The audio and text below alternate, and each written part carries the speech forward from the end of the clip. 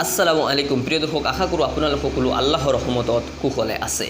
প্ৰিয় দৰ্শক, আমি সকলোৱে চেষ্টা কৰিব লাগে দৈনন্দিন 10 পৃষ্ঠা 20 পৃষ্ঠা 30 পৃষ্ঠা অথবা 10 মিনিট 20 মিনিট 30 মিনিট 1 ঘণ্টা যাৰ ওচৰত যিমান সময় আছে সেই হিচাপে আমি অলপ সময় উলিয়াই প্ৰতিটো দিন কিছু সময় গ্ৰন্থ অধ্যয়ন কৰিব লাগে। কাৰণ গ্ৰন্থই আমাক কিছু সবক দিয়ে, যি সবকৰ জৰিয়তে আমি আমাৰ জীৱনটোক অতি সুন্দৰকৈ গঢ় দিব পাৰোঁ, ভৱিষ্যত জীৱনটো সুন্দৰ কৰিব পাৰোঁ। বিগত জীৱনৰ যি ভুল আছে সেই ভুলখিনিৰ পৰা আমি আঁতৰি আহিব পাৰোঁ, নিজকে অলপ সংশোধন কৰিব পাৰোঁ, আৰু সেই চেষ্টাই আমি কৰিব লাগে। গ্ৰন্থই আমাক জ্ঞান দিয়ে আৰু সেই হিচাপে আমি গ্ৰন্থ পঢ়িব লাগে জ্ঞান অৰ্জন কৰিবলৈ, জ্ঞান অন্বেষণ কৰিবলৈ, জ্ঞান লাভ কৰিবলৈ। প্ৰিয় দৰ্শক, ময়ো চেষ্টা কৰোঁ মাজে সময়ে কিছু গ্ৰন্থ কিনাৰ পঢ়াৰ, আৰু সেই হিচাপে আজিও মোৰ কাষত আহিছে এটা বিশেষ বক্স, আৰু সেই বক্সটোত আছে কিছুমান গ্ৰন্থ, আৰু এই গ্ৰন্থখিনি বুকখিনি আপোনালোকৰ সন্মুখত আজি আনবক্সিং কৰিবলৈ যত্ন কৰিম। তো দেৰি নকৰি আমি সেই বিশেষ আনবক্সিং পৰ্বলৈ গুচি গৈছোঁ। এয়া সেই বিখ্যাত বাকচটো যিটোৰ কথা আপোনালোকক মই কৈ আছিলোঁ। এইটো আহিছে কলকাতাৰ নিউ লেখা প্ৰকাশনীৰ পৰা, এখন অত্যন্ত জনপ্ৰিয় প্ৰকাশনী। এটা অনলাইনত অৰ্ডাৰ লয়, লগতে ভাৰতবৰ্ষৰ যিকোনো ঠাইত তেওঁলোকে গ্ৰন্থ দিয়ে, গ্ৰন্থ পঠিয়ায়। তো এইটো মই এতিয়া আনবক্সিং কৰিম। এয়া মোৰ সেই বিখ্যাত চুৰিটো, যিটোৰে মই এই বাকচটো আনবক্সিং কৰিম। এয়া আপোনালোকৰ সন্মুখত সেই বাকচটো। তো মই দেৰি নকৰি সোনকালে কাটি দিছোঁ, আপোনালোকে অলপ ধৈৰ্য সহকাৰে চাই থাকক।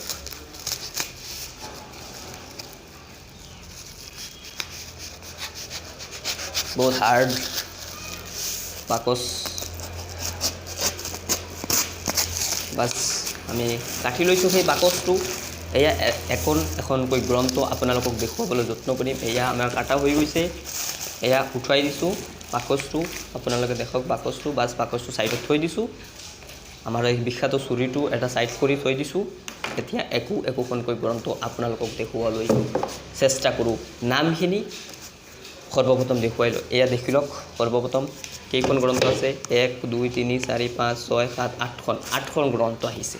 গ্ৰন্থখিনিৰ নাম দেখুওৱাৰ আগত আপোনালোকক এটা কথা কৈ দিওঁ যে বাংলাদেশত এটা জনপ্ৰিয় গ্ৰন্থমেলা আছে, নাম হৈছে অমৰ একুশে গ্ৰন্থমেলা। প্ৰত্যেক বছৰ হয়, বহুত বছৰ ধৰি হৈ আছে।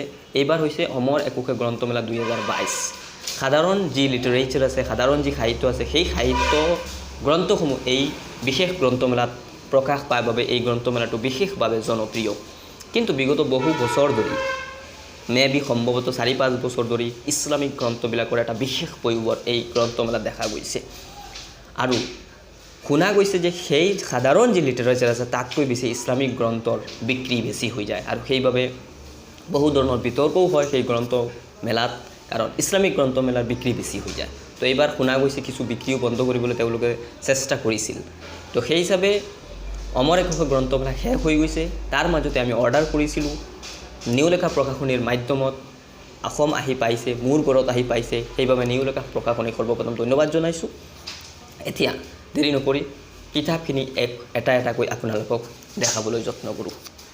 ফাৰ্ষ্ট যিটো আহিছে, এইটো সমকালীন প্ৰকাশনৰ পৰা প্ৰকাশ পাইছে, অবাধ্যতাৰ ইতিহাস। আপোনালোকে দেখক, অবাধ্যতাৰ ইতিহাস।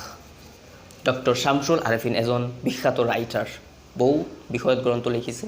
তে এইটো অবাধ্যতাৰ ইতিহাস তেওঁ লিখিছে, এখন গ্ৰন্থ শেষ, নম্বৰ 1। দ্বিতীয় গ্ৰন্থখন আহিছে $1 বিলিয়ন মুছলিম। এইখনো সমকালীন প্ৰকাশনৰ, খুৰাম মালিক এজন বিখ্যাত ৰাইটাৰে লিখিছে।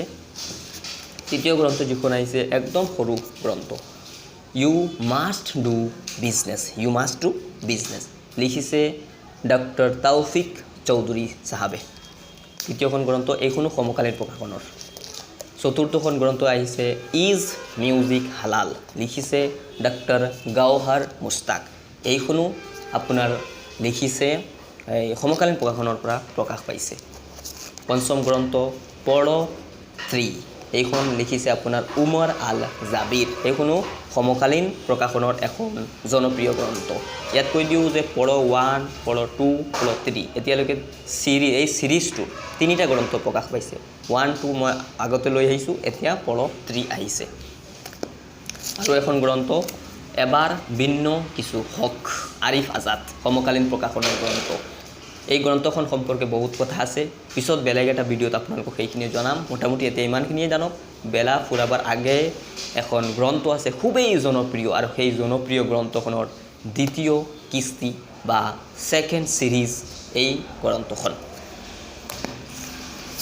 এইটো সমকালীন প্ৰকাশনৰ পৰা আৰু এটা গ্ৰন্থ আহিছে যেটো সমকালীন প্ৰকাশনৰ নহয় এই গ্ৰন্থখন হৈছে আপোনাৰ সমাজ সংস্কাৰৰ দিশক নিৰ্দেশনা এজন বিখ্যাত ৰাইটাৰ ডক্টৰ খন্দকাৰ আব্দুল্লাহ জাহাঙ্গীৰ ৰাহিমাউল্লাহ বিশেষ গ্ৰন্থ তো এই গ্ৰন্থখন আপোনাৰ আসুন্না পাব্লিকেশ্যনৰ পৰা প্ৰকাশ পাইছে আৰু এখন গ্ৰন্থ হৈছে জবাব 2 এইটো জবাব 1 অলৰেডি মই আনিছো জবাব 2 এইখন তো এটা সিৰিজ আছে এই সিৰিজবিলাকৰ হিচাপে জবাব 1 জবাব 2 জবাব 3 সম্ভৱত আহি থাকিব এতিয়া জবাব 2 এইখনো সমকালীন প্ৰকাশনৰ এটা জনপ্ৰিয় গ্ৰন্থ আৰু এইখন হৈছে নিউ লেখা প্ৰকাশনী এই গ্ৰন্থবিলাক আনাৰ কাৰণে তেওঁলোকে মাজে সময়ে উপহাৰ দিয়ে আৰু সেই উপহাৰ স্বৰূপ এটা গ্ৰন্থ আহিছে প্ৰথম পৰিবাৰ হযৰত আদম আলাইহিস সালাম ও বিবি হাৱা আলাইহিস সালাম এইখন লিখিছে মামুনুৰ ৰশিদ সাহাবে এইখন সম্ভৱত আমাৰ ইণ্ডিয়ান পাব্লিকেশ্যন হ'ব এটো মই পিছত পঢ়াৰ পিছত আপোনালোকক নিশ্চয়কৈ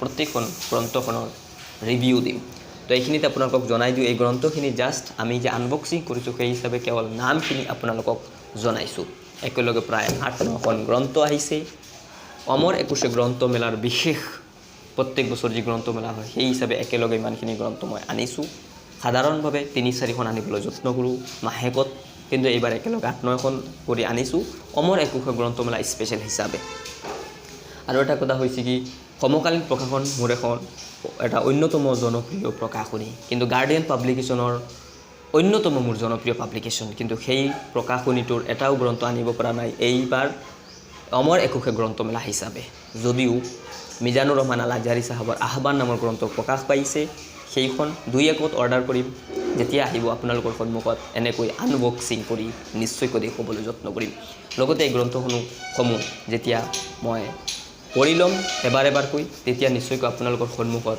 এটা ৰিভিউ দিবলৈ যত্ন কৰিম তো প্ৰিয় দৰ্শক আজি আনবক্সিং ভিডিঅ' যেহেতু ইমান দীঘল নকৰো আপোনালোকৰ গ্ৰন্থখিনি কিনিব যদি বিচাৰে তেন্তে ডেসক্ৰিপচনত নাম্বাৰ দিয়া থাকিব সেই নাম্বাৰত আপোনালোকে হোৱাটছএপ কৰিব পাৰে ডেসক্ৰিপচনতো দিয়া থাকিব তাতো আপোনালোকে হোৱাটছএপ কৰিব পাৰে মোৰ লগতো যোগাযোগ কৰিব পাৰে মোৰ ফেসবুক পেজ আছে সেই পেজত আপোনালোকে মেছেজ কৰিব পাৰে যদি আপোনালোকৰ গ্ৰন্থসমূহ আনিব খোজে তো এই হিচাপত আজি যেহেতু আনবক্সিং ভিডিঅ' আমি দেৰি নকৰি আজিৰ এই ভিডিঅ' ইয়াতে সামৰণি মাৰিছোঁ আল্লাহে আপোনালোকক সকলোকে কুশলে ৰাখক এই কামনাৰে